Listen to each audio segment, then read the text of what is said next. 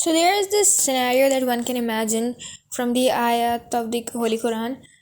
It made me so sad because the way it was written there, I could hardly resist myself to ponder over it and share it with you all. So this scene from the story begins with ayat number 42 of the 11th chapter of the Holy Quran, that is from Surah Hud.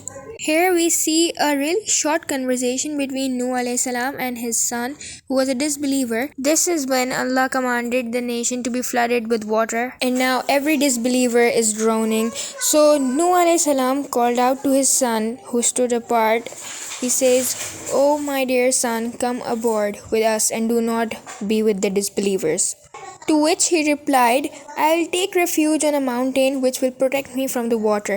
Nuh alayhi salam cried, "Today no one is protected from Allah's decree except those to whom He shows mercy." And the waves came between them, and his son was among the drowned. So it makes me feel so sad because there was this conversation going on between a father and a son who was calling him to the right way, to the right path, but he wasn't listening, and just a wave came in between them, and he was among the drowned ones. And then in ayah number 45, Nuh alayhi salam calls out to his Lord, saying that, "My Lord, certainly my son is also among my family."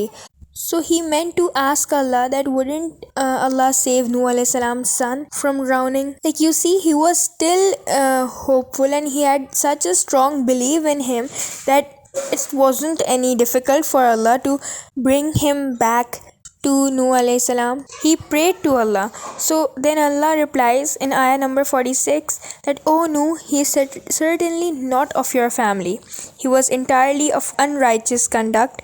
So do not ask me about what you have no knowledge of. I warn you so you do not fall into ignorance."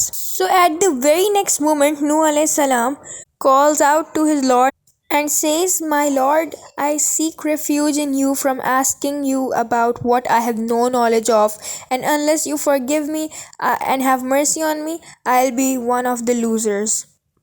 This ayat is also a really powerful dua for us that we can also recite in our day. So what we get to know from this behavior of Nuh alayhi salam is that he did not resist, and he did not say that, "Oh Allah, I've spread your message for 900 plus years, and you could do this for me," but instead he repented. So there is also a lesson for us that whenever you make a dua from Allah subhanahu wa ta'ala, you should ask khair from Him. That means if it has some good in it, or if it's better for you, then it should be granted to you, or else be happy with what Allah has bestowed you instead of that thing.